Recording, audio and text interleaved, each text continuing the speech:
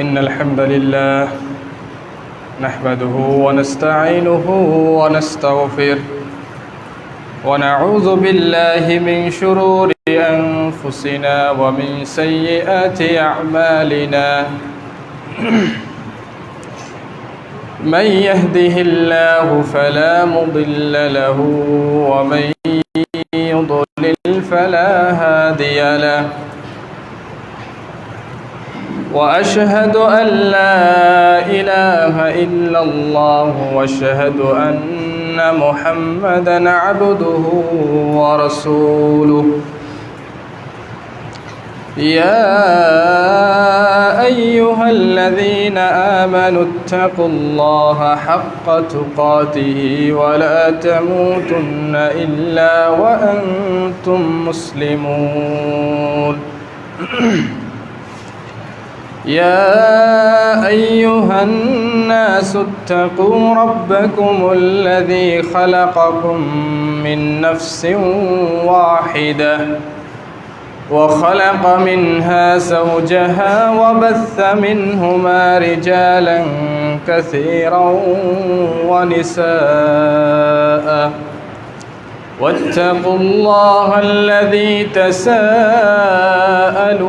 به والأرحام إن الله كان عليكم رقيبا يا أيها الذين آمنوا اتقوا الله وقولوا قولا سديدا يصلح لكم أعمالكم ويغفر لكم ذنوبكم ومن يطع الله ورسوله فقد فاز فوزا عظيما أما بعد فإن أصدق الحديث كتاب الله وخير الهدي هدي محمد صلى الله عليه وسلم وشر الأمور محدثاتها وكل محدثة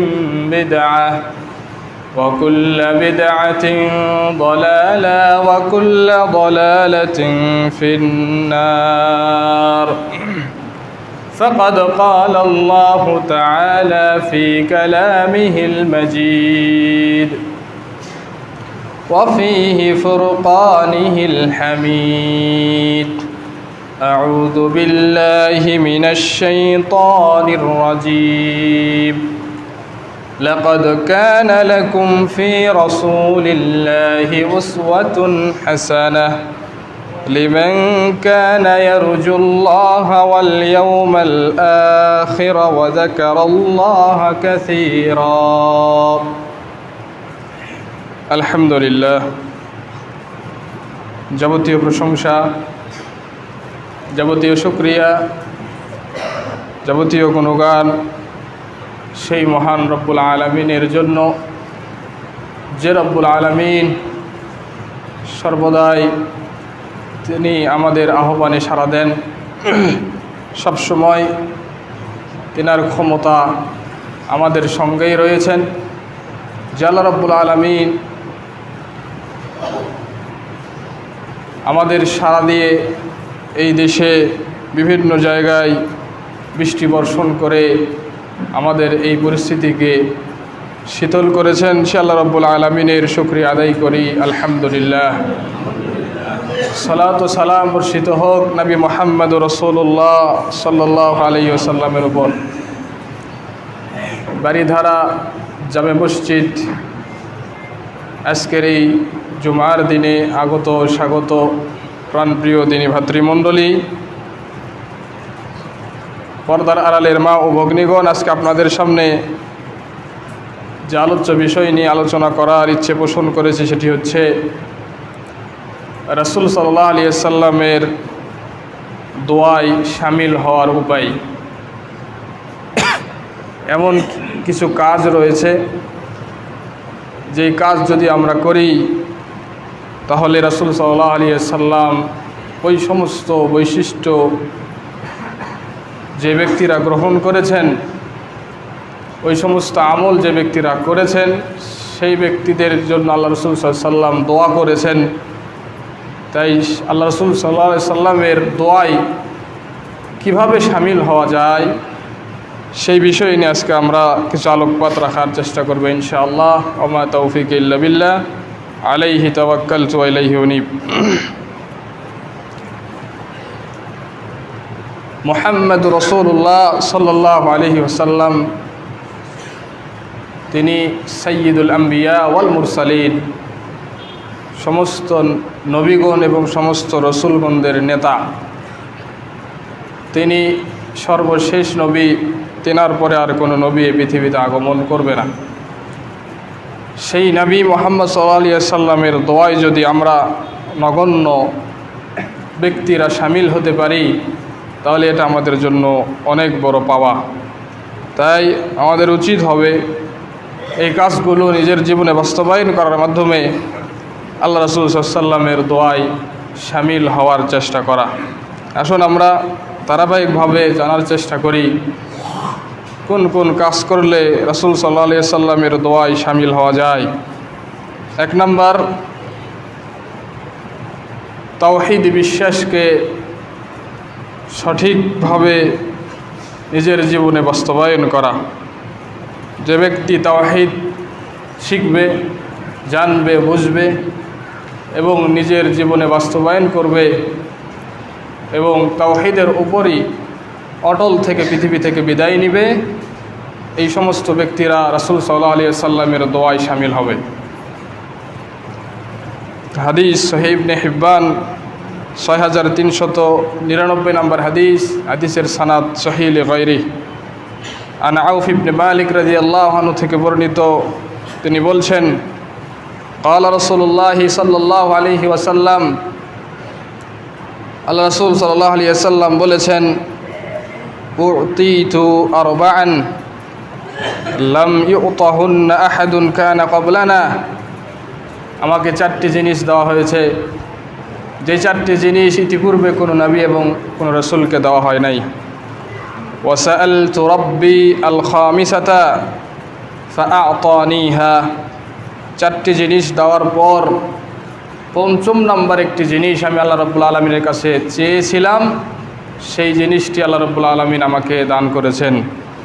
কানান নাবিয়্যু ইউবআসু ইলা ক্বরিয়াতিহি ওয়া লা ইয়াদুহা ওয়া বুইসতু কাফফাতান লিন-নাস, ইতিপূর্বে অনেক নবীকে আল্লাহ রাব্বুল আলামিন নিজস্ব গ্রামে, নিজস্ব অঞ্চলে আল্লাহ রাব্বুল আলামিন প্রেরণ করেছেন। এক একটা গ্রামে এক একজন নবী ছিল। ইব্রাহিম আলাইহিস সালাতু সালাম বাইতুল মাকদিস তিনি শাসন করেছেন এবং তার ভাতিজা চাচাতো ভাই লূত আলাইহিস সালাতু সালাম তিনি আরেক জায়গায় নবী ছিলেন। ইতিপূর্বে অনেক নবীকে আল্লাহ রাব্বুল আলামিন একই সময় একাধিক নবীকে আল্লাহ রাব্বুল আলামিন পাঠিয়েছেন বিভিন্ন অঞ্চলের এলাকার দায়িত্ব দিয়ে। ওয়া বুইসতু কাফফাতান লিন-নাস, আর আমাকে আল্লাহ রাব্বুল আলামিন পাঠিয়েছেন সমগ্র বিশ্বের মানুষের জন্য যথেষ্টকারী হিসাবে। ওয়া উরহিবা মিন্না আদুউনা মাসিরাতা শাহরিন, এবং আল্লাহ রাব্বুল আলামিন আমাকে এমন একটা বিশেষত্ব দান করেছেন যেটা ইতিপূর্বে কোনো নবী এবং রাসূলকে দেননি। সেটি হচ্ছে আমার শত্রুরা 1 মাসের দূরত্ব পথ থেকে তাদের অন্তরে ভয় ভীতি ঢুকানোর ক্ষমতা আল্লাহ আমাকে দান করেছেন, যেটা ইতিপূর্বের কোনো নবীকে আল্লাহ দেননি। ওয়াজুইলাত লি আল আরদু তাহুরান ওয়া মাসাজিদা, আল্লাহ রাব্বুল আলামিন এই পৃথিবীর পুরো জমিনটাকে আমার জন্য করেছেন পবিত্র এবং মসজিদ স্বরূপ। তাই যেই জায়গায় পবিত্র সেই জায়গায় আমরা সালাত আদায় করতে পারি, এটা মুহাম্মদ সাল্লাল্লাহু আলাইহি ওয়াসাল্লামের জন্য বিশেষ একটা উপহার, বিশেষ একটা পাওয়া। তারপর রাসূল সাল্লাল্লাহু আলাইহি ওয়াসাল্লাম বলছেন, 4 নম্বর যে জিনিসটা আল্লাহ রাব্বুল আলামিন আমাকে দান করেছেন সেটি হচ্ছে ওয়া উহিল্লা লানা আল খুমুসু ওয়া লাম ইয়াহিল্লা লিআহাদিন কানা ক্বাবলানা, আল্লাহ রাব্বুল আলামিন আমাদের জন্য খুমুস, গনিমতের 1/5 খাওয়াকে তিনি আমাদের জন্য হালাল করেছেন, যেটা ইতিপূর্বে কারোর জন্য বৈধ করেননি। ওয়াসাআলতু রাব্বি আল খামিসাতা, 5ম নম্বর যে জিনিসটি আমি আল্লাহ রাব্বুল আলামিনের কাছে চেয়ে নিয়েছিলাম সেটি হচ্ছে ফাসাআলতুহু, আমি আল্লাহ রাব্বুল আলামিনের কাছে এই মর্মে দাবি করেছিলাম যে আল্লা ইয়ালকাহা আবদুম মিন উম্মতি ইউওয়াহিদুহু ইল্লা আদখালাহুল জান্নাহ, আমার উম্মতের মধ্যে যে ব্যক্তি তাওহীদ নিয়ে আপনার সাথে সাক্ষাৎ করবে সেই ব্যক্তিকেই আপনি জান্নাতে প্রবেশ করাবেন। মর্মে আমি আল্লাহ তোমার কাছে এটা চেয়ে নিচ্ছি। ফাআতানিহা, আল্লাহ রাব্বুল আলামিন সেটা আমাকে দান করেছিলেন। তাহলে এই 5 নম্বর জিনিসটা যেটা আল্লাহ রাব্বুল আলামিন রাসূল সাল্লাল্লাহু আলাইহি ওয়াসাল্লাম আল্লাহ রাব্বুল আলামিনের কাছে চেয়েছিলেন, আল্লাহ রাব্বুল আলামিন রাসূল সাল্লাল্লাহু আলাইহি ওয়াসাল্লামকে দিয়েছিলেন, সেটি হচ্ছে যে বান্দা আল্লাহ রাব্বুল আলামিনের সাথে সাক্ষাৎ করবে মুওয়াহহিদ অবস্থায়, তাওহীদ নিয়ে, তাওহীদ অবস্থায় মৃত্যুবরণ করবে, সেই ব্যক্তিকে আল্লাহ রাব্বুল আলামিন জান্নাতে প্রবেশ করাবেন মর্মে আল্লাহ রাসূল সাল্লাল্লাহু আলাইহি ওয়াসাল্লাম এই অঙ্গীকার আল্লাহ রাব্বুল আলামিনের কাছ থেকে নিয়েছেন। তাই কোনো ব্যক্তি যদি তাওহীদের উপর তাওহীদকে বিশ্বাস করে, তাওহীদকে জেনে বুঝে নিজের জীবনে বাস্তবায়ন করে তার উপরই অটল থেকে মৃত্যুবরণ করবে, সেই ব্যক্তির ঠিকানা জান্নাত, যেটা আল্লাহ রাসূল সাল্লাল্লাহু আলাইহি ওয়াসাল্লাম দোয়া করেছেন। তাই যদি আমরা তাওহীদপন্থী হই, তাওহীদের উপর যদি আমরা প্রতিষ্ঠিত থাকি, তাহলে রাসূল সাল্লাল্লাহু আলাইহি ওয়াসাল্লামের দোয়ায় আমরা শামিল হতে পারবো, এই সৌভাগ্য আমরা অর্জন করতে পারবো। 2 নম্বর যেই কাজটি করলে আল্লাহ রাসূল সাল্লাল্লাহু আলাইহি ওয়াসাল্লামের দোয়ায় শামিল হওয়া যায়, সেটি হচ্ছে আসরের সালাতের পূর্বে 4 রাকাত সুন্নাত আদায় করা। যে ব্যক্তি আসরের সালাতের পূর্বে 4 রাকাত সুন্নাত সালাত আদায় করবে, সেই ব্যক্তি জন্য আল্লাহ রাসূল সাল্লাল্লাহু আলাইহি ওয়াসাল্লাম দোয়া করেছেন। যদিও সুনানুর রাওয়াতিব যেটা রয়েছে, সেই সুনানুর রাওয়াতিবের ভিতরে আসরের পূর্বে 4 রাকাত সুন্নাত নাই, কিন্তু কেউ যদি মাঝে মাঝে এই আসরের পূর্বে 4 রাকাত সুন্নাত আদায় করে, সেই ব্যক্তিদের জন্য আল্লাহ রাসূল সাল্লাল্লাহু আলাইহি ওয়াসাল্লাম দোয়া করেছেন। আর আব্দুল্লাহ ইবনে ওমর রাদিয়াল্লাহু আনহু থেকে বর্ণিত সুনান আবি দাউদের হাদিস 1271 নম্বর হাদিস, হাদিসটি হাসান। রাসূল সাল্লাল্লাহু আলাইহি ওয়াসাল্লাম বলছেন,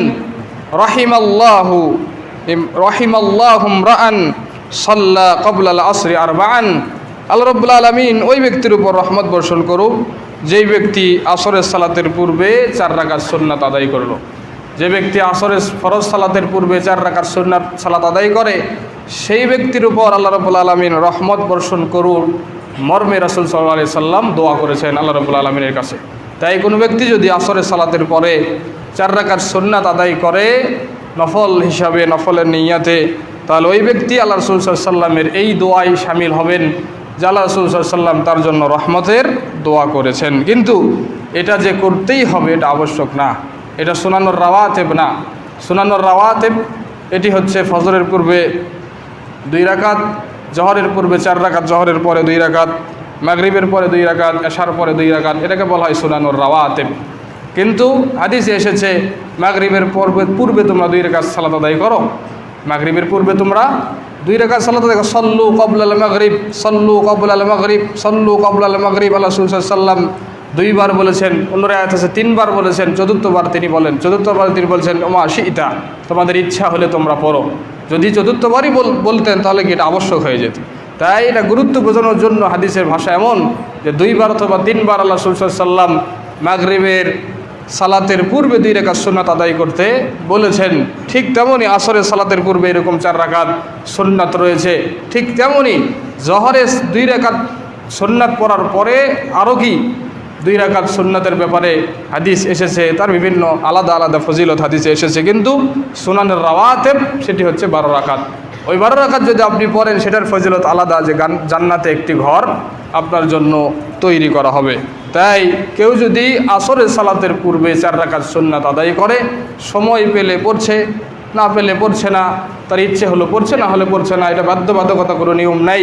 যে ব্যক্তি পড়বে সেই ব্যক্তি আল্লাহ রাসূল সাল্লাল্লাহু আলাইহি ওয়াসাল্লামের এই দোয়ায় শামিল হতে পারবে। আল্লাহ রাসূল সাল্লাল্লাহু আলাইহি ওয়াসাল্লামের দোয়ায় শামিল হওয়ার দ্বিতীয় উপায় হচ্ছে আসরের সালাতের পূর্বে 4 রাকাত সালাত আদায় করা। 3 নাম্বার যেই কাজটি করলে আল্লাহ রাসূল সাল্লাল্লাহু আলাইহি ওয়াসাল্লামের দোয়ায় শামিল হওয়া যায়, সেটি হচ্ছে জামাতে প্রথম অথবা দ্বিতীয় কাতারে সালাত আদায় করা। যখন আমরা ফরজ সালাত আদায় করব, প্রথম এবং দ্বিতীয় কাতারে যারা সালাত আদায় করে থাকে তাদের জন্য আল্লাহ রাসূল সাল্লাল্লাহু আলাইহি ওয়াসাল্লাম দোয়া করেছেন। হাদিস ইবনে মাজার 996 নম্বর হাদিস, ইরবাজ ইবনে সারিয়া রাদিয়াল্লাহু আনহু থেকে বর্ণিত, আন্না রাসূলুল্লাহ সাল্লাল্লাহু আলাইহি ওয়াসাল্লাম কানা ইস্তাগফিরু লিস-সাফফিল মুকদ্দামি সালাসা ওয়ালিস-সানি মাররাতান। ইরবাজ ইবনে সারিয়া রাদিয়াল্লাহু আনহু থেকে বর্ণিত, ঈশ্বর রাসূল সাল্লাল্লাহু আলাইহি ওয়াসাল্লাম ইস্তাগফির, তিনি ক্ষমা প্রার্থনা করতেন, লিস-সাফফিল মুকদ্দামি আই লিস-সাফফিল আউয়াল, প্রথম কাতারে যারা থাকতো, প্রথম কাতারে যারা সালাত আদায় করতো তাদের জন্য আল্লাহ রাসূল সাল্লাল্লাহু আলাইহি ওয়াসাল্লাম ইস্তেগফার করতেন সালাসান, 3 বার, ওয়ালিস-সানি মাররাতান, আর দ্বিতীয় কাতারে যারা থাকতো তাদের জন্য তিনি 1 বার ইস্তেগফার করতেন। তাই যারা প্রথম এবং দ্বিতীয় কাতারে সালাত আদায় করবে তাদের জন্য আল্লাহ রাসূল সাল্লাল্লাহু আলাইহি ওয়াসাল্লাম দোয়া করেছেন। এই হাদিসের বিস্তারিত হাদিস মুসনাদ ইমাম আহমদে এসেছে, যে হাদিসটি 22,263 নম্বর হাদিস, হাদিসের সানাদ হাসান। আবু উমামা রাদিয়াল্লাহু আনহু থেকে বর্ণিত, তিনি বলছেন, ক্বালা রাসূলুল্লাহি সাল্লাল্লাহু আলাইহি ওয়াসাল্লাম ইন্নাল্লাহা ওয়া মালাইকাতাহু ইউসাল্লুনা আলাস সাফফিল আউয়াল। ক্বালু ইয়া রাসূলাল্লাহি সাল্লাল্লাহু আলাইহি ওয়াসাল্লাম ওয়া আলাস সানি। আল্লাহ রাসূল সাল্লাল্লাহু আলাইহি ওয়াসাল্লাম তিনি বলছেন, নিশ্চয় আল্লাহ এবং ফেরেশতাগণ ইউসাল্লুনা আলাস সাফফিল আউয়াল, প্রথম কাতারে যারা সালাত আদায় করে তাদের জন্য আল্লাহ রাব্বুল আলামিন রহমতের দোয়া করেন, রহমত বর্ষণ করেন, এবং ফেরেশতারা তাদের জন্য দোয়া করেন এবং ইস্তিগফার কামনা করেন। ইউসাল্লুন, সলাৎ শব্দ যখন আল্লাহ রাব্বুল আলামিনের সাথে যুক্ত হবে তখন এই সলাতের অর্থ হবে রহমাতুহু ওয়া রিদওয়ানুহু, আল্লাহর দয়া এবং আল্লাহর সন্তুষ্ট। যখন এই সালাতটি ফেরেশতাদের সাথে সম্পৃক্ত হবে তখন হবে দুআউহুম ওয়া ইস্তিগফারুহুম, যে ফেরেশতারা বান্দাদের জন্য দোয়া করেন এবং আল্লাহ রাব্বুল আলামিনের কাছে ক্ষমা প্রার্থনা করেন। আল্লাহ রাব্বুল আলামিনের সালাত অর্থ হচ্ছে তিনি তার বান্দার উপর রহমত বর্ষণ করেন, তিনি তার বান্দাদের উপর সন্তুষ্ট হন। তাই আল্লাহ রাব্বুল আলামিন ওই সমস্ত ব্যক্তিদের উপর রহমত এবং সন্তুষ্ট হন যেই সমস্ত ব্যক্তিরা প্রথম কাতারে সালাত আদায় করে। ফেরেশতারা ওই সমস্ত ব্যক্তিদের জন্য দোয়া করেন এবং ইস্তেগফার কামনা করেন যেই ব্যক্তিরা প্রথম কাতারে সালাত আদায় করে। এই কথা যখন রাসূল সাল্লাল্লাহু আলাইহি ওয়াসাল্লাম বললেন তখন উপস্থিত সাহাবীরা জিজ্ঞেস করলেন, ইয়া রাসূলুল্লাহ সাল্লাল্লাহু আলাইহি ওয়াসাল্লাম ওয়া আলাস সানি, দ্বিতীয় কাতারে যারা সালাত আদায় করে তাদের কি হবে? তাদের জন্য কি আল্লাহ এবং ফেরেশতাগণ এরকম দোয়া বা রহমত কামনা করে না? ক্বালা, তখন রাসূল সাল্লাল্লাহু আলাইহি ওয়াসাল্লাম আবার বললেন, ইন্নাল্লাহা ওয়া মালাইকাতাহু ইউসাল্লুনা আলাস সাফফিল আউয়াল। ক্বালু ইয়া রাসূলুল্লাহ ওয়া আলাস সানি, দ্বিতীয়বার আবার প্রশ্ন করল, হে আল্লাহর রাসূল, দ্বিতীয় কাতারে যারা থাকবে তাদের জন্য কি আল্লাহ এবং ফেরেশতাগণ এরকম করে না? ক্বালু ইয়া রাসূল, তখন রাসূল সাল্লাল্লাহু আলাইহি ওয়াসাল্লাম আবার বললেন, ইন্নাল্লাহা ওয়া মালাইকাতাহু ইউসাল্লুনা আলাস সাফফিল আউয়াল। ক্বালু ইয়া রাসূলুল্লাহ ওয়া আলাস সানি। ক্বালা ওয়া আলাস সানি, তখন তৃতীয়বার গিয়ে রাসূল সাল্লাল্লাহু আলাইহি ওয়াসাল্লাম বললেন, দ্বিতীয় কাতারে যারা থাকবে তাদের জন্য আল্লাহ রাব্বুল আলামিন রহমত বর্ষণ করেন এবং ফেরেশতারা তাদের জন্য দোয়া এবং ইস্তেগফার কামনা করেন। তাহলে হাদিসে দেখা যাচ্ছে যে প্রথম কাতারের জন্য গুরুত্ব আল্লাহ এবং ফেরেশতাগণ বেশি দিয়েছেন। প্রথম কাতারে যারা কি থাকবে, সালাত আদায় করবে, তাদের জন্য আল্লাহ রাসূল সাল্লাল্লাহু আলাইহি ওয়াসাল্লাম আগের হাদিসে আমরা পেলাম 3 বার ইস্তেগফার কামনা করেছেন, দ্বিতীয় কাতারে যারা থাকবে তাদের জন্য 1 বার ইস্তেগফার কামনা করেছেন। অনুরূপভাবে আল্লাহ এবং ফেরেশতাগণ এই বান্দাদের উপর, প্রথম কাতারের বান্দাদের উপর 3 বার রহমত বর্ষণ করেন, ফেরেশতারা 3 বার তাদের জন্য ইস্তেগফার কামনা করেন। দ্বিতীয় কাতারে যারা থাকে তাদের জন্য আল্লাহ এবং ফেরেশতাগণ এরকম করে থাকেন, কিন্তু তাদের বিষয়টা কম, 1 বার করে থাকেন। তারপর রাসূল সাল্লাল্লাহু আলাইহি ওয়াসাল্লাম বলছেন, সাউ সুফুফাকুম ওয়া খাদু বাইনা মানাকিবিকুম। এটা পরের কথা। এই হাদিস থেকে যে মাসালাটি আমরা ইস্তেমবাদ করলাম সেটি হচ্ছে, যে ব্যক্তিরা প্রথম এবং দ্বিতীয় কাতারে সালাত আদায় করবে সেই ব্যক্তিদের জন্য আল্লাহ রাসূল সাল্লাল্লাহু আলাইহি ওয়াসাল্লাম ইস্তেগফার কামনা করেছেন।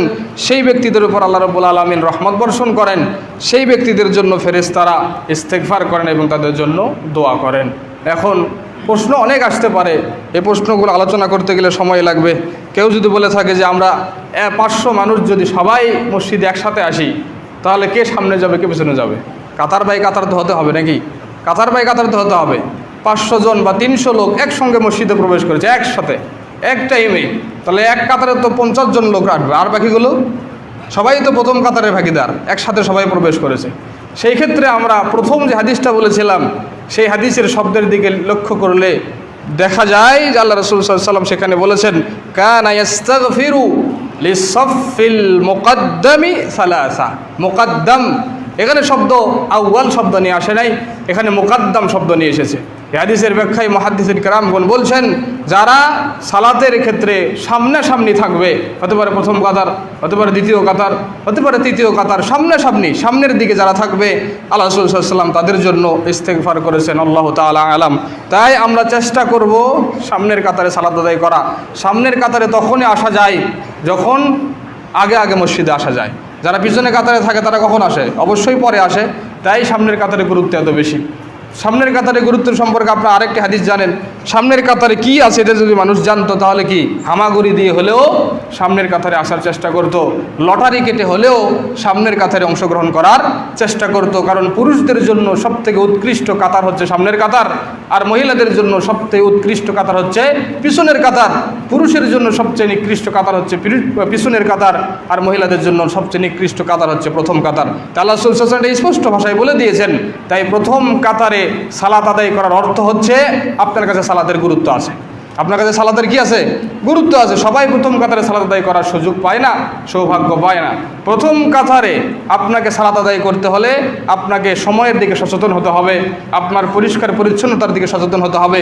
বাড়ি থেকে সঠিক টাইমে গোসল করে বের হয়ে এসে প্রথম কাতারে অংশগ্রহণ করেছেন মানে আপনি আজকের দিনের প্রতি আপনি সচেতন ছিলেন, আপনি আজকের দিনের ব্যাপারে অবশ্যই অ্যালার্ট ছিলেন, এই কারণে আপনি প্রথম কাতারে আসতে পেরেছেন। তাই আল্লাহ রাসূল সাল্লাল্লাহু আলাইহি ওয়াসাল্লাম প্রথম কাতারে যারা বা অগ্রগামে যারা থাকবে তাদের জন্য ইস্তেগফার করেছেন। তাই কেউ যদি জামাতে সালাত আদায় করার ক্ষেত্রে এইরকম প্রথম, দ্বিতীয় এবং সামনের দিকের কাতারে অবস্থান করে নিয়াত এটাই যে আমি সেটার ফজিলত পেতে চাই, তাহলে আল্লাহ রাসূল সাল্লাল্লাহু আলাইহি ওয়াসাল্লাম তাদের জন্য দোয়া করেছেন। আমরা আল্লাহ রাসূল সাল্লাল্লাহু আলাইহি ওয়াসাল্লামের দোয়ায় শামিল হতে পারবো। 4 নম্বর যেই কাজটি করলে আল্লাহ রাসূল সাল্লাল্লাহু আলাইহি ওয়াসাল্লামের দোয়ায় শামিল হওয়া যায় সেটি হচ্ছে আজান দেওয়া এবং সালাতের ইমামতি করা। যে ব্যক্তি আজান দেয় এবং যে ব্যক্তি সালাতের ইমামতি করে, এই দুই ব্যক্তির জন্য আল্লাহ রাসূল সাল্লাল্লাহু আলাইহি ওয়াসাল্লাম দোয়া করেছেন। সুনান আবি দাউদের হাদিস 517 নম্বর হাদিস, আন আবি হুরায়রা রাদিয়াল্লাহু আনহু قال قال رسول الله صلى الله عليه وسلم الإمام ضامن والمؤذن مؤتمن اللهم ارشد الأئمة واغفر المؤذنين। আল্লাহ রাসূল সাল্লাল্লাহু আলাইহি ওয়াসাল্লাম দোয়া করেছেন। আল্লাহ রাসূল সাল্লাল্লাহু আলাইহি ওয়াসাল্লাম বলছেন, আল ইমামু দামিনুন, ইমাম যিনি হয় তিনি হচ্ছে দায়িত্বশীল, তিনি হচ্ছে জিম্মাদার। ইমামকে জিম্মাদারিত্ব দেওয়া হয়েছে। যতগুলো ব্যক্তি ইমামের পিছনে সালাত আদায় করবে সমস্ত ব্যক্তির সালাতের দায়িত্ব হচ্ছে ইমামের। মুসল্লিদের সালাতের ঘাটতি হলে ইমামের দোষ, দোষটা কার উপর যাবে? ইমামের উপর যাবে। তাই আল ইমামু দামিনুন, ইমাম হচ্ছে দায়িত্বশীল, ওয়াল মুআযযিনু মু'তামানুন, আর মুআযযিন হচ্ছে আমানতদার। আমানতদার মানে তাকে অবশ্যই ওয়াক্ত হওয়ার সঙ্গে সঙ্গেই আজান দিতে হবে, যাতে করে আউয়াল ওক্তে সঠিক সময়ে আমরা সালাতে অংশগ্রহণ করতে পারি। এই যে সঠিক সময়ে আজান দেওয়া এটি এক মুয়াজ্জিনের জন্য আমানত। এই আমানতের যদি খিয়ানত করে তাহলে অবশ্যই আল্লাহ রাব্বুল আলামিনের কাছে হিসাব দিতে হবে। এই দুই কথা বলে আল্লাহ রাসূল সাল্লাল্লাহু আলাইহি ওয়াসাল্লাম বলছেন, আল্লাহুম্মা আরশিদিল আইম্মাহ, হে আল্লাহ আপনি ইমামগণদেরকে সঠিক পথে পরিচালিত করুন, ওয়াগফির লিল মুআযযিনিন, এবং মুয়াজ্জিনদেরকে আপনি ক্ষমা করে দিন। তাই যে ব্যক্তি সঠিক সময়ে সময়ের আমানত নিয়ে যে ব্যক্তি আজান দেয় সঠিক সময়ে, আল্লাহ রাসূল সাল্লাল্লাহু আলাইহি ওয়াসাল্লাম সেই মুয়াজ্জিনদের জন্য ক্ষমা প্রার্থনা করেছেন। আর যেই ইমামগণ দায়িত্ব নিয়ে ইমামতি করে তাদের জন্য আল্লাহ রাসূল সাল্লাল্লাহু আলাইহি ওয়াসাল্লাম সঠিক পথে থাকার দোয়া করেছেন। তাই এটা বড় সৌভাগ্যের ব্যাপার। আল্লাহ রাসূল সাল্লাল্লাহু আলাইহি ওয়াসাল্লামের দোয়া পেতে হলে মুয়াজ্জিন আজান দিবে সঠিক সময়ে, এবং যে ইমামতি করবে, সালাত আদায় করাবে, সে দায়িত্ব নিয়ে, দায়িত্ববোধ নিয়ে সালাতকে অবশ্যই পরিপূর্ণ সহিত আদায় করার চেষ্টা করবে। সেই সমস্ত ব্যক্তিরা আল্লাহ রাসূল সাল্লাল্লাহু আলাইহি ওয়াসাল্লামের দোয়ায় শামিল হতে পারবে। 5 নম্বর যে কাজটি করলে আল্লাহ রাসূল সাল্লাল্লাহু আলাইহি ওয়াসাল্লামের দোয়ায় শামিল হওয়া যায় সেটি হচ্ছে হজ সম্পাদন করার পর, হজ অথবা উমরা সম্পাদন করার পর আমরা যে মাথা মুন্ডন করি, মাথা মুন্ডন করা অথবা মাথার চুল ছোট করা, খাটো করা, এই কাজ যারা করবে তাদের জন্য আল্লাহ রাসূল সাল্লাল্লাহু আলাইহি ওয়াসাল্লাম দোয়া করেছেন। সহিহুল বুখারীর হাদিস 1727 নম্বর হাদিস, আন আব্দুল্লাহ ইবনে ওমর রাদিয়াল্লাহু আনহুমা থেকে বর্ণিত, আন্না রাসূলুল্লাহ সাল্লাল্লাহু আলাইহি ওয়াসাল্লাম قال, আল্লাহ রাসূল সাল্লাল্লাহু আলাইহি ওয়াসাল্লাম বলেছেন, আল্লাহুম্মা আরহামিল মুহাল্লিকিন, হে আল্লাহ যারা মাথা মুন্ডন করেছে তাদের উপর আপনি রহম করুন। আল্লাহুম্মা আরহামিল মুহাল্লিকিন, হে আল্লাহ যারা মাথা মুন্ডন করেছে এই মাথা মুন্ডনকারীদের উপর আপনি রহম করুন। ক্বালু ওয়াল মুকাসসিরিনা ইয়া রাসূলুল্লাহ সাল্লাল্লাহু আলাইহি ওয়াসাল্লাম, তখন উপস্থিত সাহাবীরা বললেন যারা চুল ছোট করে তাদের কি হে আল্লাহ রাসূল সাল্লাল্লাহু আলাইহি ওয়াসাল্লাম, তাদের জন্য কি আপনি দোয়া করবেন না? তখন আল্লাহ রাসূল সাল্লাল্লাহু আলাইহি ওয়াসাল্লাম দ্বিতীয়বার আবার বললেন আল্লাহুম্মা আরহামিল মুহাল্লিকিন, হে আল্লাহ আপনি মাথা মুন্ডনকারী ব্যক্তিদের উপর রহম করুন। ক্বালু ওয়াল মুকাসসিরিনা ইয়া রাসূলুল্লাহ সাল্লাল্লাহু আলাইহি ওয়াসাল্লাম, হে আল্লাহর রাসূল যারা চুল খাটো করে, মাথা মুন্ডন না করে যারা চুল খাটো করছে তাদের জন্য কি আপনি এমন দোয়া করবেন না? ক্বালা ওয়াল মুকাসসিরিন, তখন আল্লাহ রাসূল সাল্লাল্লাহু আলাইহি ওয়াসাল্লাম যারা মাথার চুল কেটে খাটো করে তাদের জন্য রহমতের দোয়া করলেন যে আল্লাহ তাদের উপর আপনি রহমত বর্ষণ করুন। তাই হজ এবং উমরা সম্পাদন করার পর যারা মাথার চুল মণ্ডন করে তারা রাসূল সাল্লাল্লাহু আলাইহি ওয়াসাল্লামের এই দোয়ায় শামিল হতে পারবে, অংশগ্রহণ করতে পারবে। যারা মাথার চুল খাটো করে তারাও অংশগ্রহণ করতে পারবে, কিন্তু মাথার চুল মণ্ডন করাটাই এটা পুরুষদের জন্য কি উত্তম। পুরুষদের জন্য কি? পুরুষদের জন্য উত্তম হচ্ছে কোনো সমস্যা না থাকলে মাথার চুল মণ্ডন করা। কারণ মুহাল্লিকিন যারা মাথার চুল মণ্ডন করে তাদের জন্য আল্লাহ রাসূল সাল্লাল্লাহু আলাইহি ওয়াসাল্লাম 2 বার দোয়া করেছেন, আর যারা মাথার চুল খাটো করে তাদের জন্য আল্লাহ রাসূল সাল্লাল্লাহু আলাইহি ওয়াসাল্লাম 1 বার দোয়া করেছেন। 2 কাজই কি বৈধ, দুটাই কি করা যাবে, কিন্তু একটা উত্তম অনুত্তমের ব্যাপার এখানে। তাই পুরুষের ক্ষেত্রে মাথার চুল মণ্ডন করাটাই উত্তম, মহিলারা তারা মাথার চুল খাটো করবে। 6 নাম্বার যেই কাজটি করলে আল্লাহ রাসূল সাল্লাল্লাহু আলাইহি ওয়াসাল্লামের দোয়ায় শামিল হওয়া যায় সেটি হচ্ছে রাসূল সাল্লাল্লাহু আলাইহি ওয়াসাল্লামের শাফাআতকে আবশ্যক করে এমন ইবাদত করা, এমন ইবাদত এমন আমল করা যেই কাজ করলে রাসূল সাল্লাল্লাহু আলাইহি ওয়াসাল্লামের শাফাআত কি হয়ে যায়? আবশ্যক হয়ে যায়। এমন কোনো কাজ যদি কোনো ব্যক্তি করে তাহলে সেই ব্যক্তি রাসূল সাল্লাল্লাহু আলাইহি ওয়াসাল্লামের দোয়ায় শামিল হবে। সহিহ বুখারীর হাদিস 6304 নম্বর হাদিস, আল্লাহ রাসূল সাল্লাল্লাহু আলাইহি ওয়াসাল্লাম বলছেন লিকুল্লি নাবিয়্যিন দাওয়াতুন ইয়াদউ বিহা, প্রত্যেক নবীকে আল্লাহ রাব্বুল আলামিন একটা অপশন দিয়েছিলেন যে দোয়া করার অপশন দিলাম, তুমি যা চাইবে তাই তোমাকে দিব। প্রত্যেক নবীর জন্য এটা কি ছিল? এই অপশনটা আল্লাহ রাব্বুল আলামিন দিয়েছিলেন। প্রত্যেক নবীকে আল্লাহ রাব্বুল আলামিন একটা চাওয়ার জন্য একটা সুযোগ দিয়েছিলেন। প্রত্যেক নবীরাই সেটা কি দুনিয়াতেই তারা কি করেছে? সেটা চেয়ে নিয়েছে।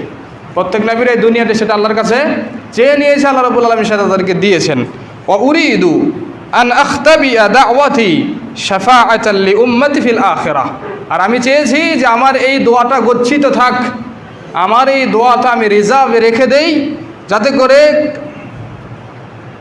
আখেরাতে আমার উম্মতের জন্য শাফাআত আমি করতে পারি। সেই সময় আমি আল্লাহর কাছে দোয়া করব, আল্লাহ যাতে আমার কি সেই দোয়াটা কবুল করে শাফাআতের কি দেয়? শাফাআতের অনুমতি আমাকে দেয়। এটা রাসূল সাল্লাল্লাহু আলাইহি ওয়াসাল্লামের দয়া, এটা আমাদের উম্মত মুহাম্মাদের জন্য বিশাল একটা পাওয়া যে রাসূল সাল্লাল্লাহু আলাইহি ওয়াসাল্লাম সেইটা দুনিয়াতে না চেয়ে তিনি রেখে দিয়েছেন। কিয়ামতের দিন সেই দিন তিনি আল্লাহ রাব্বুল আলামিনের কাছে চাইবেন যে আল্লাহ আমাকে শাফাআত করার কি দেন? অনুমতি আপনি দেন। যদিও সেই চাওয়ার ধরনটা হবে আলাদা, যদি সেই চাওয়ার ধরনটা হবে কি আলাদা। আল্লাহ রাসূল সাল্লাল্লাহু আলাইহি ওয়াসাল্লামের উপর যদিও এটা পাওয়ার ছিল যে আপনি দোয়া করলে আমি দোয়াটা কবুল করব, তারপর রাসূল সাল্লাল্লাহু আলাইহি ওয়াসাল্লাম সেই দিন আল্লাহ রাব্বুল আলামিনের পরিস্থিতি দেখে তিনার এত রাগ, তিনি এত রাগান্বিত অবস্থায় সেই দিন থাকবেন। তিনি সেই দিনে কথা বলতে থাকবেন আইনাল জাব্বারুন আইনাল মুতাকাব্বিরুন, সেই জাব্বার সেই মুতাকাব্বিরেরা কোথায়? সেই ক্ষমতাধর ব্যক্তিরা কোথায় যারা পৃথিবীতে ক্ষমতা দেখিয়েছিল? এমন রাগ দেখে কোনো নবী আল্লাহ রাব্বুল আলামিনের সামনে দাঁড়াতে পারবে না, কোনো রাসূল আল্লাহ রাব্বুল আলামিনের সামনে দাঁড়াতে পারবে না। মুহাম্মদ সাল্লাল্লাহু আলাইহি সাল্লাম পারবেন, কিন্তু পাওয়ার ধরনটা ছিল বিনয়ী সুরে, নম্র সুরে তিনি সেজদায় লুটিয়ে পড়বেন, তিনি সেজদায় লুটিয়ে পড়বেন এবং বলা হবে জিবরিল আলাইহিস সালামকে, যাও আমার প্রিয় হাবিব কি চায়, আমার বন্ধু কি চায় তাকে মাথা উঠাতে বলো, বলো আপনি যা চাইবেন তাই দেওয়া হবে। তখন আল্লাহ রাসূল সাল্লাল্লাহু আলাইহি ওয়াসাল্লাম বারবার হাদিসটা সবাই জানেন ওই শাফাআতের অনুমতি চাইবেন, মুহাম্মদ সাল্লাল্লাহু আলাইহি ওয়াসাল্লাম আমাদের জন্য তখন সুপারিশ করবে। তাই আল্লাহ রাসূল সাল্লাল্লাহু আলাইহি ওয়াসাল্লামকে যে দোয়ার যেই পারমিশন দেওয়া হয়েছিল সেটা তিনি নিজের জন্য গচ্ছিত রেখেছেন এবং কিয়ামতের দিন আমাদের জন্য শাফাআতের তিনি কি করবেন? দোয়া করবেন। তাই এমন কিছু ইবাদত করা যে ইবাদত করলে আল্লাহ রাসূল সাল্লাল্লাহু আলাইহি ওয়াসাল্লামের শাফাআত ওয়াজিব হয়ে যায়, এই ওয়াজিবওয়ালা শাফাআতের ইবাদত যদি আমরা করতে পারি, তাহলে ওই দিন আমরা সেই দোয়ার ভাগিদার হতে পারবো, সেই দোয়ায় আমরা অংশগ্রহণ করতে পারবো। শুনুন যে কি কি ইবাদত করলে আল্লাহ রাসূল সাল্লাল্লাহু আলাইহি ওয়াসাল্লামের শাফাআত ওয়াজিব হয়ে যায়। আমি একাধিক রেফারেন্স না নিয়ে একটি রেফারেন্স নিয়ে আসতেছি, সেটি হচ্ছে সহিহ মুসলিমের 384 নম্বর হাদিস।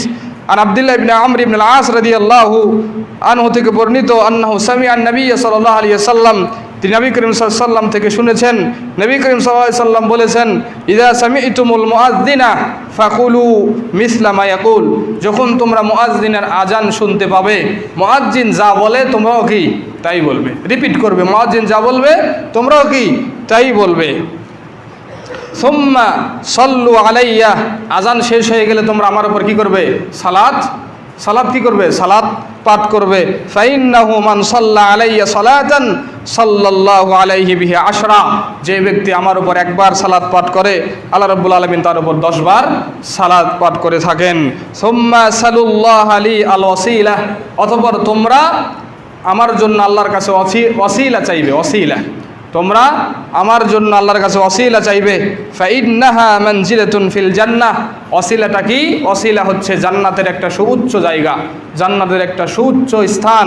আল্লাহ রাসূল সাল্লাল্লাহু আলাইহি ওয়াসাল্লাম বলছেন, লা তামবাগি ইল্লা লিআবদিন মিন ইবাদিল্লাহ ওয়া আরজু আন আকুনা আনা হুয়া, এটা আল্লাহর বান্দাদের মধ্যে থেকে কোন এক বান্দা এটা পাবে, আল্লাহর বান্দাদের মধ্যে থেকে কোন এক বান্দা সেই ওয়াসিলা নামক সম্মানিত জায়গা জান্নাতে পাবে। আমি আল্লাহ রাসূল মুহাম্মদ সাল্লাল্লাহু আলাইহি ওয়াসাল্লাম বলছি, আরজু, আমি আশা রাখি যে ওই স্থান আমিই পাবো, আমি আশা রাখি যে ওই স্থান আমিই পাবো। তাই তোমরা আমার জন্য আল্লাহর কাছে ওয়াসিলা চাও।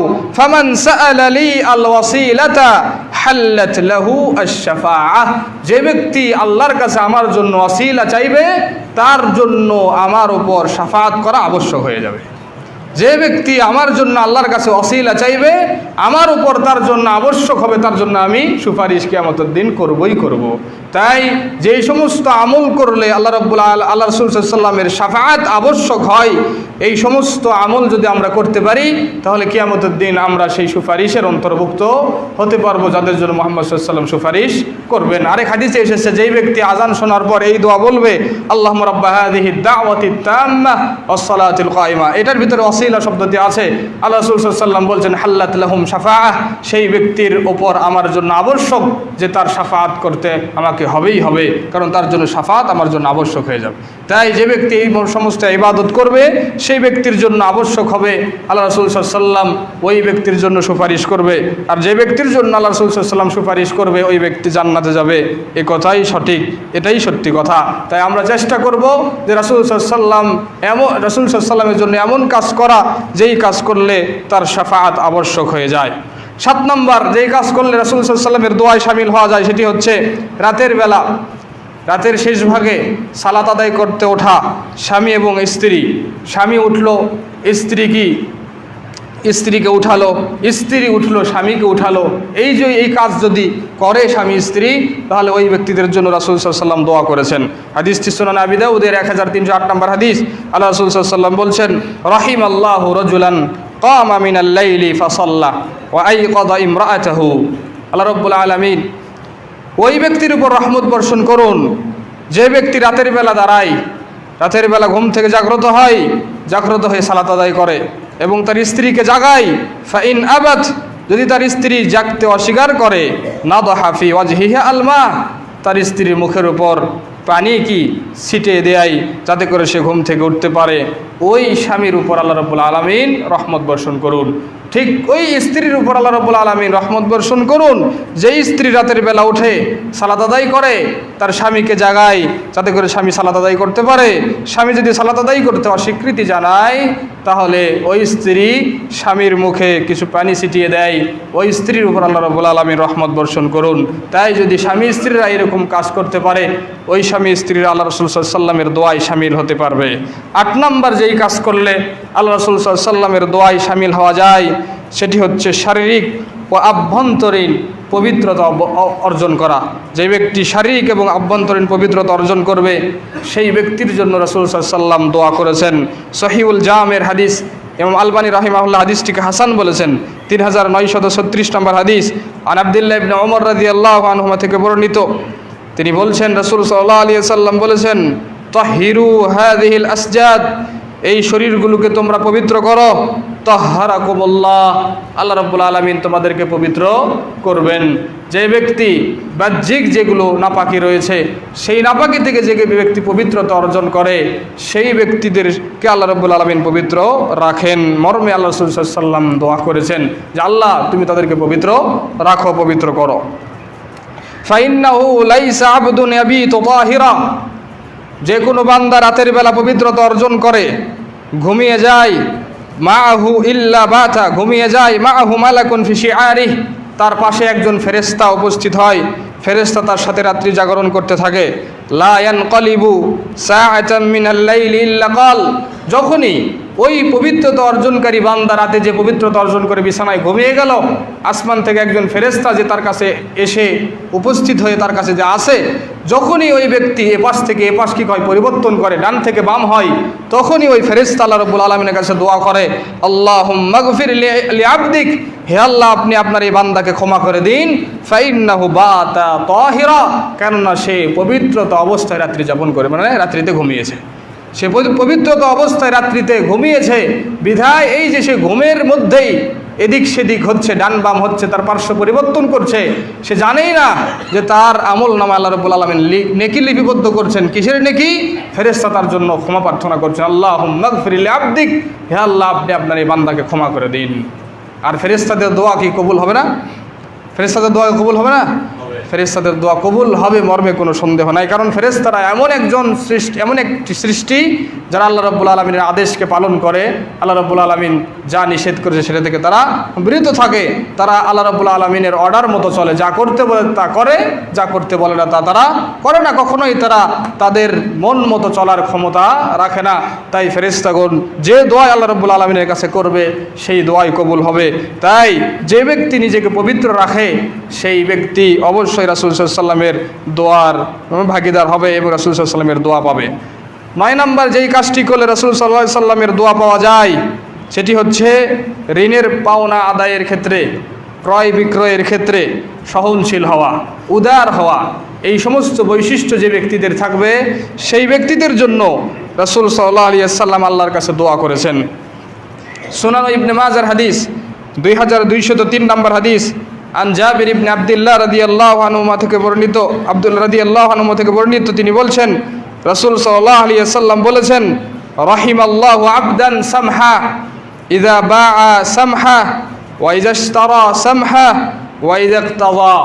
আল্লাহ রাসূল সাল্লাল্লাহু আলাইহি ওয়াসাল্লাম উদার অন্তরওয়ালা ব্যক্তিকে আল্লাহ রাব্বুল আলামিন দোয়া করেছেন, আল্লাহ রাসূল সাল্লাল্লাহু আলাইহি ওয়াসাল্লাম দোয়া করেছেন, রাহিমাল্লাহু আবদান সামহা, হে আল্লাহ যেই ব্যক্তির অন্তরটা উদার, যে ব্যক্তির অন্তরটা বড়, যে ব্যক্তি মানুষের উপর সহনশীল, আল্লাহ তুমি সেই ব্যক্তির উপর রহম করো। ইযা বাআ সামহা, যখন সে কোনো কিছু বিক্রি করে উদারতার সহিত বিক্রি করে, সঠিক দাম নেয়, বেশি দাম নেয় না, অরিজিনাল দামটা নেয়, 5 টাকা 10 টাকা লাভ দিয়ে তার কি ক্রেতাকে দিয়ে দেয়, এবং মিথ্যা কথা না বলে, মিথ্যা কসম না করে সঠিক কথা বলে, সত্য কথা বলে, সত্যের উপর ভিত্তি করে ব্যবসা করে। এই যে উদার, যে ব্যক্তির সামর্থ্য একটু কম, যে ব্যক্তি দরিদ্র তাকে একটু ছাড় দেয়, লস দিয়ে পণ্য দিয়ে দেয়, এইরকম বিক্রেতা, এইরকম যারা কি ব্যবসায়ী বিক্রেতা, তাদের জন্য আল্লাহ রাসূল সাল্লাল্লাহু আলাইহি ওয়াসাল্লাম দোয়া করেছেন, আল্লাহ আপনি তাদের উপর রহম করুন। ইদাশতারা সামহা, আর যে ব্যক্তি কোনো কিছু ক্রয় করে উদার চিত্তে ক্রয় করে, ক্রেতা আবার উদার চিত্তে কিভাবে ক্রয় করে? অনেক ক্রেতা আছে দেখেন না, যে পাল্লাতে 5 কেজি ওজন হয়ে গেছে, 5 কেজি ওজনের পর আরও 10, 11, 15 পর্যন্ত উঠেছে, আপনি সেই পেঁয়াজ হোক, পটল হোক অথবা ঢেঁড়স হোক, সেখান থেকে আরও 2টা কি জিনিস আপনি কি পাল্লার উপরে ঠেলে দিলেন, হ্যাঁ এটাও নিয়ে নেন, আর এটাও দেন, হয়নি তো, এখনও তো আরও 5 পয়েন্ট বাকি আছে, আর এটাও দেন, আর একটা পেজ বেশি হলে কি হবে? এগুলো কি নয়? এগুলো উদারপন্থী ক্রেতা নয়, এগুলো সংকীর্ণ মনা ক্রেতা। এই সমস্ত ক্রেতা যদি কোনোদিন ব্যবসায় জড়িয়ে যায় তাহলে কি সেই ব্যবসা কি থাকবে না? সঠিক থাকার সম্ভাবনা নাই। তাই অবশ্যই আমি যে ক্রেতা, আমাকেও কি হতে হবে? উদার হতে হবে। সে বিক্রেতা, সে পণ্য কিনে নিয়ে এসেছে কিছু লাভ করার জন্যই তো ব্যবসা করছে, আপনাকে কি লস দিয়ে দিবে? হতে পারে আপনার দুঃসম্পর্কের অমুকের আত্মীয়, তাই বলেই কি কম দিবে? তার কাছে কি কম চাওয়া ঠিক হবে? না, যেটা অরিজিনাল, যেটা সঠিক দাম, সে সঠিকভাবে বিক্রি করছে, আপনি সঠিকভাবে ক্রয় করে নেন। ইজাস্তারা সামহা, যে ব্যক্তি উদার চিত্তে ক্রয় করে কোনো জিনিস, আল্লাহ তুমি তাদের ওপর রহম করো। ইদাক্তাদা, যেই ব্যক্তি ঋণ পরিশোধ করার সময় কি করে? উদারতা প্রদর্শন করে। অর্থাৎ ভাই আপনার কাছ থেকে 10,000 টাকা নিলাম, 8 তারিখে দিব, অমুক মাসের 8 তারিখে টাকাটা দিয়ে দেব, আপনি 5 তারিখে টাকাটা দিয়ে দিলেন। আপনি কি ডেট আসার আগেই টাকাটা দিয়ে দিলেন? এটা কি উদার মনের একটা পরিচয়। আপনি যেই মাসে টাকা দেওয়ার কথা ছিল সেই মাস আসার আগে আপনি পাওনা পরিশোধ করলেন, এটা উদার মনের পরিচয়। দ্বিতীয়বার যদি ওই ব্যক্তির কাছে আবার আপনি ঋণ চান, ওই ব্যক্তির কাছে ঋণ চাওয়ার আগে আপনাকে ঋণ দিয়ে দিবে। ঋণ চাওয়ার আগেই কী হবে? ঋণ দিয়ে শুধু বলবেন যে আমি সমস্যার ভিতরে আছি, একটু টাকা লাগতো, ও লোক বলবে যা নিয়ে নেন আমার কাছ থেকে, কয় টাকা লাগে নিয়ে নেন। কারণ আপনি উদারতা দেখিয়েছেন। কখন? যখন ঋণ আপনি পরিশোধ করেছিলেন, তখন যে ডেট, যে সময়টা দিয়েছেন সেই সময়ের আগেই আপনি পরিশোধ করেছেন। কিন্তু বর্তমান পরিস্থিতি হচ্ছে এমন যে আমরা ঋণ নিয়েছি, ঋণ নেওয়ার পর তাকে ভুলে গিয়েছি, তার সাথে আর কী করি না, দেখাও করি না, তার সাথে আর কথাও বলি না, সে ফোন দিলে আর ফোনও ধরি না। আমি তাকে 1 লাখ টাকা ঋণ দিলাম তার উপকারের জন্য, এখন আমি কি বিপদে পড়েছি? কি ঋণ যাকে দিয়েছি তাকে ফোন দেয়, ফোন ধরে না, তার বাড়িতে যাই, বাড়িতে পাই না, তাকে রাস্তাঘাটে ধরি, অন্য অজুহাত দিয়ে কাটিয়ে দেয়। সেই ব্যক্তি যদি নেক্সট টাইমে ঋণ নিতে আসে, ওর কাছে যদি নগদ 5 লক্ষ টাকা থাকে, বলবে যে ভাই আমার কাছে 1 টাকাও নেই। সত্যি কথা বলছে, 1 টাকাও নেই, অথচ তার কাছে 5 লক্ষ টাকা নগদ আছে। কেন? আপনার আচরণের কারণে এই কথাটা তার মুখ দিয়ে বের হলো। আপনি যদি সঠিক আচরণ করতেন ঋণ পরিশোধের ক্ষেত্রে, তাহলে কি চাওয়ার আগে আপনি পেয়ে যেতেন। তাই অবশ্যই আল্লাহ রাসূল সাল্লাল্লাহু আলাইহি ওয়াসাল্লাম দোয়া করেছেন এই 3 শ্রেণীর ব্যক্তিদের জন্য, যারা ক্রয় করার সময় উদারতা দেখায়, বিক্রেতারা বিক্রি করার সময় উদারতা দেখায়, যারা ঋণ নিয়ে ঋণ পরিশোধ করার সময় উদারতা দেখায়। আল্লাহ রাব্বুল আলামিনের জন্য আল্লাহ রাব্বুল আলামিনের কাছে আল্লাহ রাসূল সাল্লাল্লাহু আলাইহি ওয়াসাল্লাম দোয়া করেছেন, আল্লাহ তাদের উপর আপনি রহম করুন। তাই আল্লাহ রাসূল সাল্লাল্লাহু আলাইহি ওয়াসাল্লামের দোয়ায় শামিল যদি আমরা হতে চাই, তাহলে এই অভ্যাস, এই চরিত্র অবশ্যই আমাদের ভিতরে নিয়ে আসতে হবে। 10 নম্বর যেই কাজটি করলে আল্লাহ রাসূল সাল্লাল্লাহু আলাইহি ওয়াসাল্লামের দোয়ায় শামিল হওয়া যায়, সেটি হচ্ছে জিহ্বার হেফাজত করা। এই ছোট্ট একটা জিনিস, হাদিসেই বলা আছে, এটা কি ছোট্ট একটা অঙ্গ, শরীরে একটা কি ছোট্ট একটা অঙ্গ, কিন্তু এর ক্ষতিটা মারাত্মক। এর ক্ষতি কি? মারাত্মক। জিহ্বা এটা কি ছোট্ট একটা অঙ্গ, শরীরে একটা ছোট্ট অংশ, কিন্তু হাদিসে বলা আছে যদিও এটা ছোট্ট অংশ, কিন্তু এর ক্ষতিটা কি? মারাত্মক। এই জিনিসটা আপনাকে জাহান্নামে নিয়ে যাবে। এই জিনিসটা কি? আপনাকে জাহান্নামে নিয়ে যাবে। তাই নিজের জিহ্বাকে যে ব্যক্তি হেফাজত করতে পারবে, সেই ব্যক্তিদের জন্য আল্লাহ রাসূল সাল্লাল্লাহু আলাইহি ওয়াসাল্লাম দোয়া করেছেন।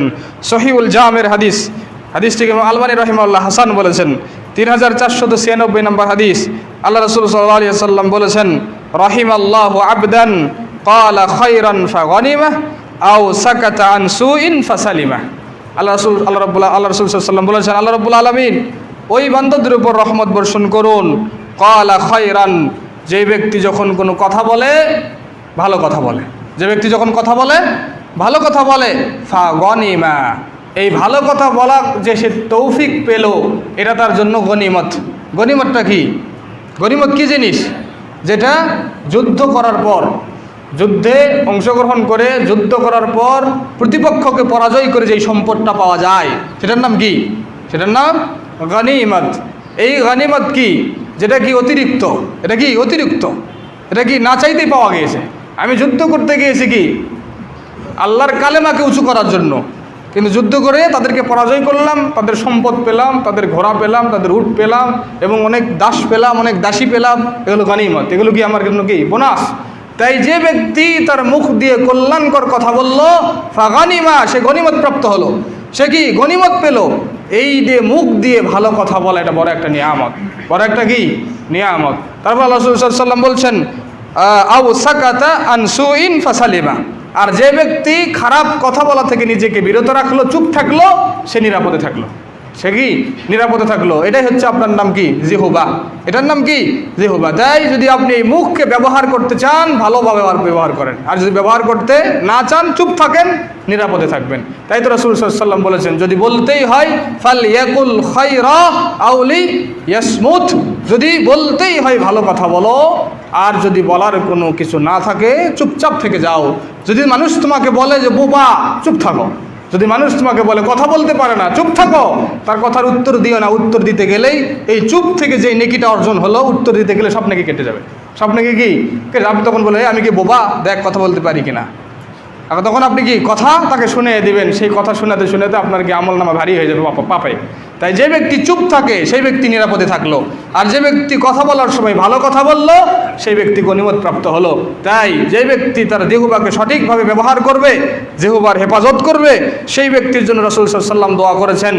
স্পেশাল একটা হাদিস রাসূল সাল্লাল্লাহু আলাইহি ওয়াসাল্লাম বলে দিয়েছেন, সেটি হচ্ছে যে ব্যক্তি জিহ্বা এবং লজ্জা স্থানকে হেফাজত করার জিম্মাদার নিল, আমি ওই ব্যক্তির জান্নাতে যাওয়ার জিম্মাদার নিয়ে নিলাম। তাই আপনি আমি যদি আমার এই জিহ্বাকে হেফাজত করতে পারি তাহলে রাসূল সাল্লাল্লাহু আলাইহি ওয়াসাল্লাম আমাদের জন্য জান্নাতের জিম্মাদার নিয়েছেন। তাই সিদ্ধান্ত আমাদেরকেই নিতে হবে যে আমরা আসলে কি করতে চাই, আমরা আসলে কোথায় যেতে চাই, জান্নাতে না জাহান্নামে।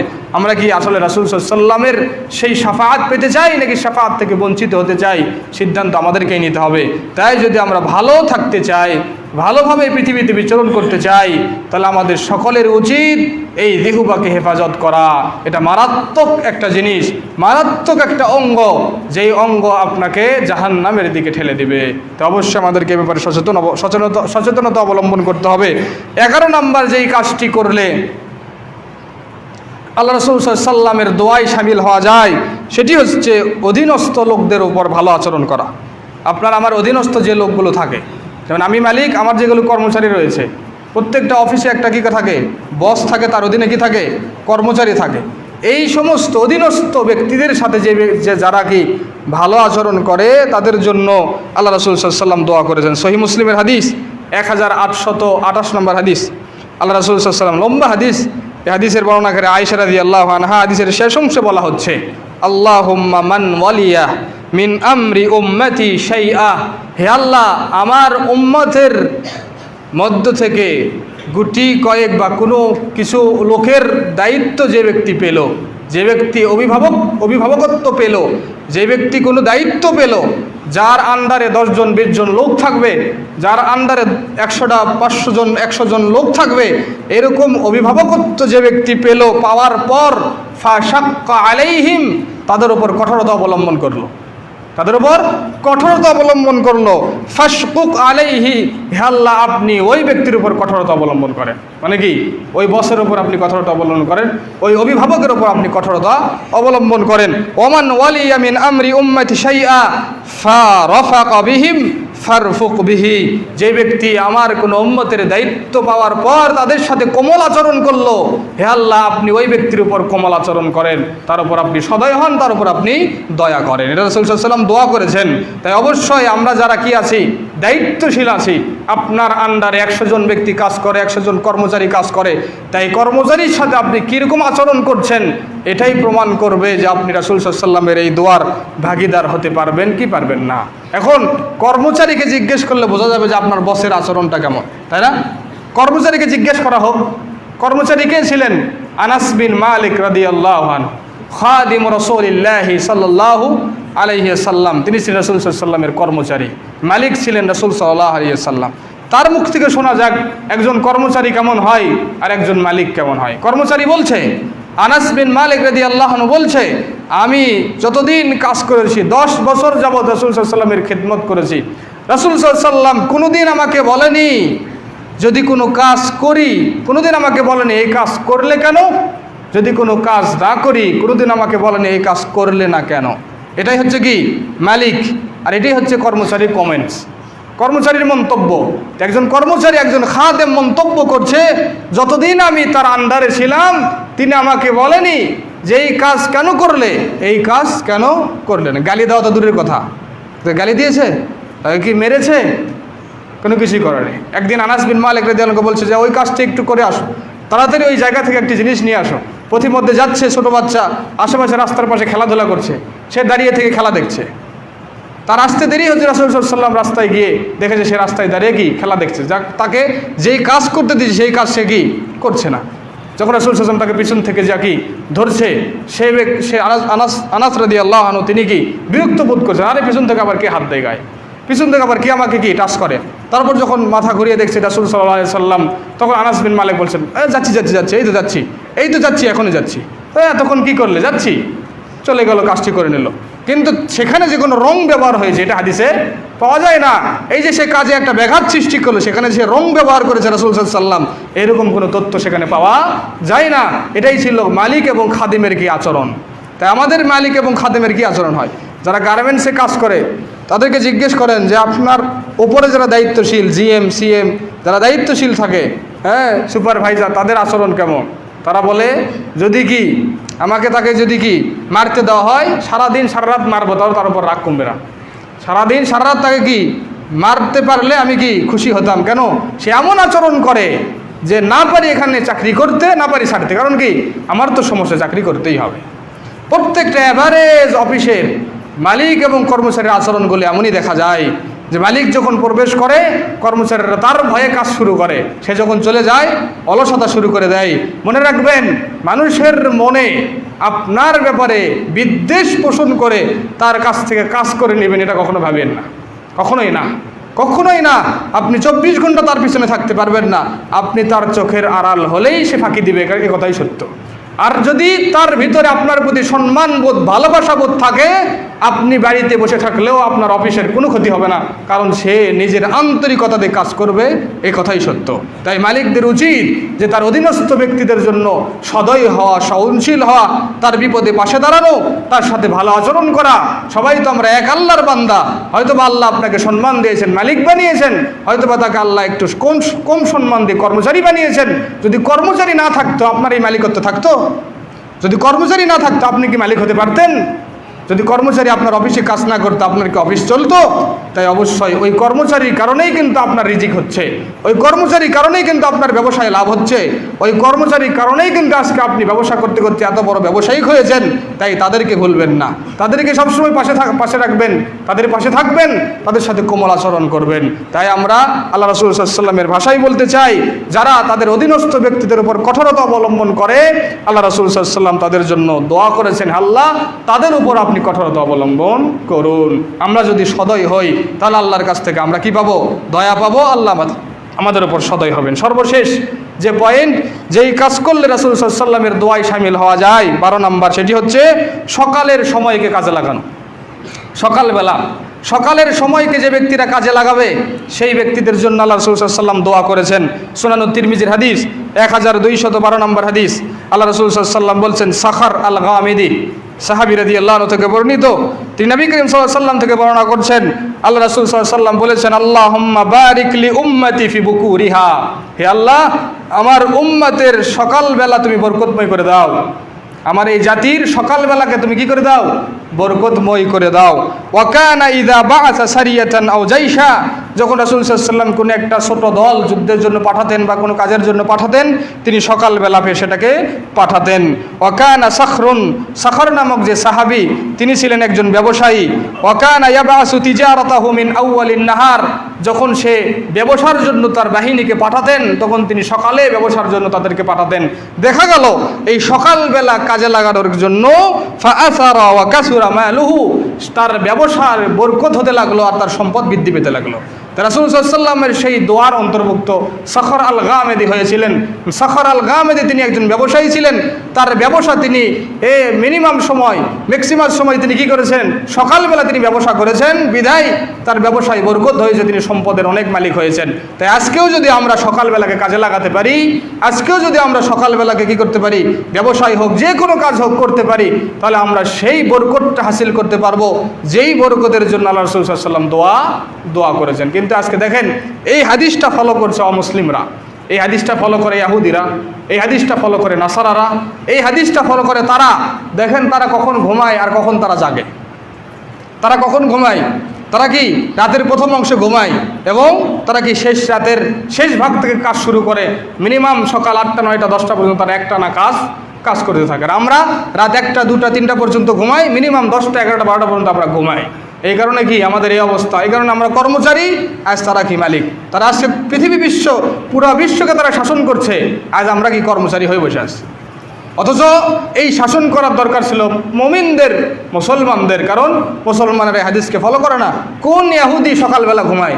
আপনি সার্চ দিয়ে দেখেন, কোন ইহুদির কোন প্রতিষ্ঠান বা কোন সংস্থা, কোন কর্মক্ষেত্রে তারা সকালে ঘুমায়, কোন খ্রিস্টান সকালে ঘুমায়, কারা সকালে ঘুমায়, একটু খোঁজখবর নিয়ে দেখেন মুসলমানেরা সকালে ঘুমায়, আর তারা কি সকালবেলা কাজ করে।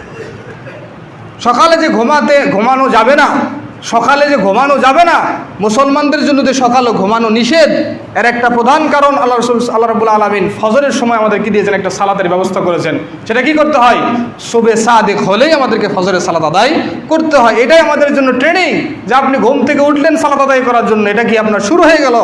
ঘুম থেকে উঠে আপনি কি কাজ শুরু করে দিলেন, সালাতের মাধ্যমে আপনার প্রথম কাজ শুরু হয়ে গেল। তারপর আপনার কাজ চলতেই থাকবে।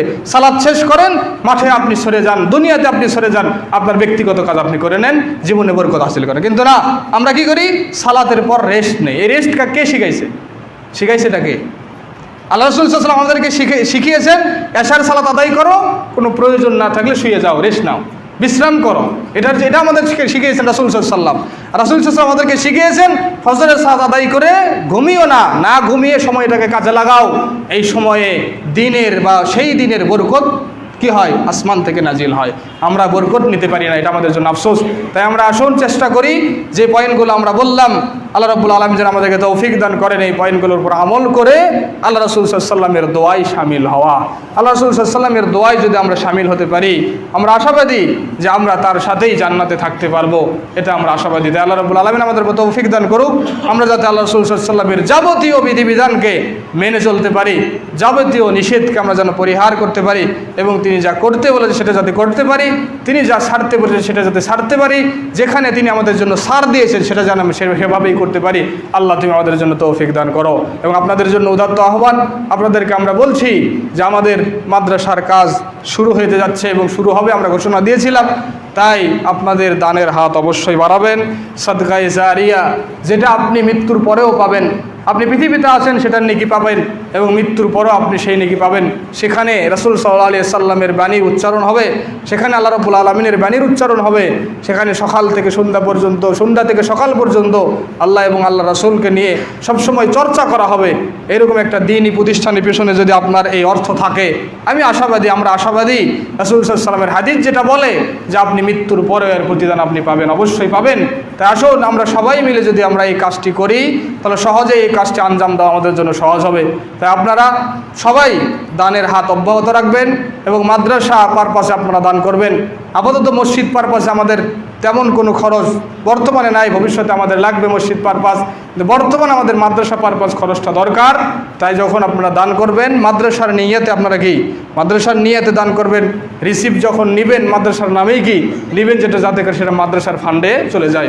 মসজিদের নিয়তে দিবেন, সেই টাকা আমরা মাদ্রাসায় দেবো এমনটা না, এমনটা কি না, এমনটা কথা নয়, মসজিদের টাকা মাদ্রাসায় যাবে না। তাই আপনি যখন দানটা করবেন মাদ্রাসার নিয়াতে, মাদ্রাসার নামে করবেন, রিসিপ্টগুলো সেভাবেই নেবেন।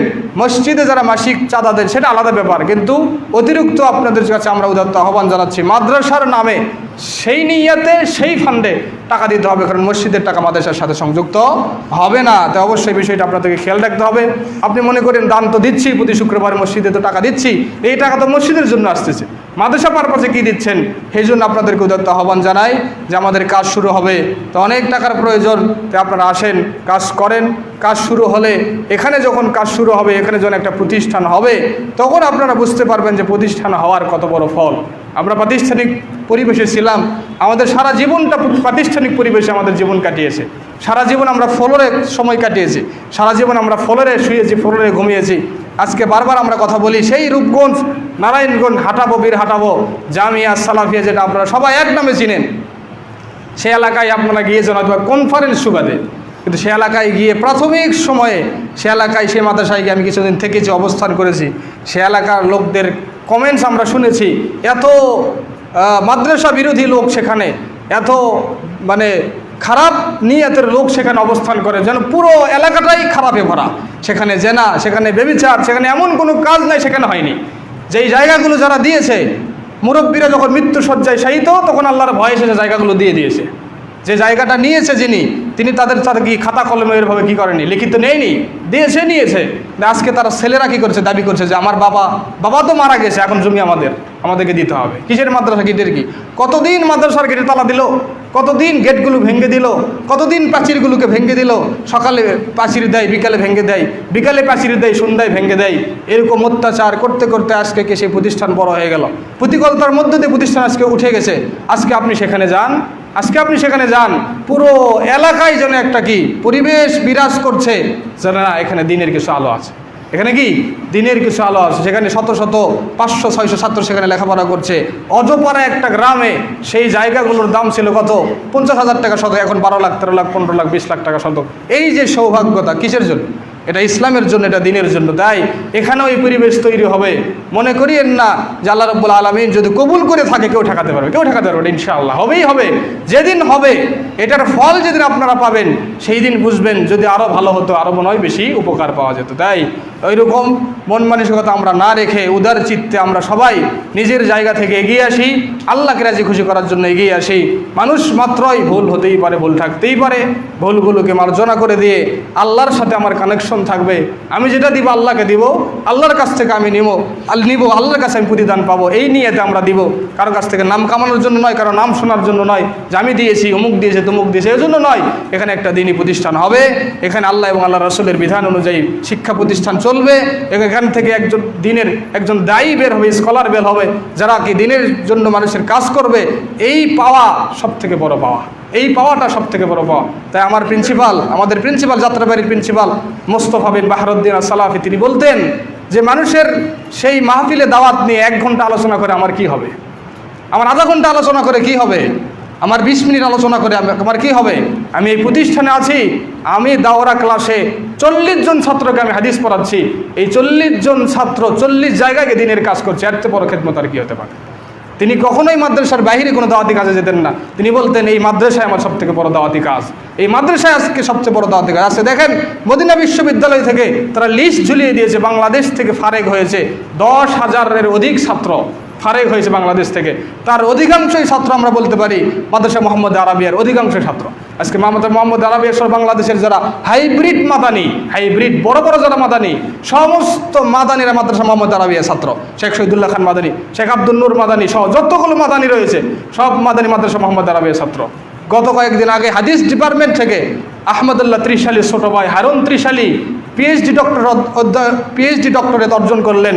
এই প্রথম হাদিস বিভাগ থেকে বাংলাদেশের কেউ ডক্টর ডিগ্রি অর্জন করলেন হাদিস বিভাগ থেকে, ডক্টর হারুন ত্রিশালী। আব্দুল সাত্তার ত্রিশালীর ছেলে হারুন ত্রিশালী, যেই সাত্তার ত্রিশালী বলেছিল আমি 4টা বিয়ে করেছি স্ত্রীকে ভোগ করার জন্য নয়, আমি 4টা বিয়ে করেছি আমার বংশধর বৃদ্ধি করার জন্য, যাতে করে আমার বংশধরেরা সহি দাওয়াত মানুষের সামনে প্রচার করতে পারে। তাই আল্লাহ তার দোয়াকে কবুল করেছে। তার প্রত্যেকটা অধিকাংশ ছেলেরা আজকে মাদানী, তারা মদিনায় ইসলামী বিশ্ববিদ্যালয় থেকে তারা ডিগ্রি অর্জন করেছে। তাই আপনার আমার নিয়াত যদি ঠিক থাকে, সেই নিয়াতের বদৌলতে আল্লাহ রাব্বুল আলামিন তার ফল দিবেন ইনশাআল্লাহ। তাই হতাশ হওয়ার কিছু নাই, আল্লাহ রাব্বুল আলামিন আমাদেরকে সাহায্য করবেন। তা আপনাদের কাছে উদাত্ত আহ্বান, প্রতিষ্ঠান ছাড়া পরিবেশকে কখনোই অনুকূলে নিয়ে আসা সম্ভব নয়।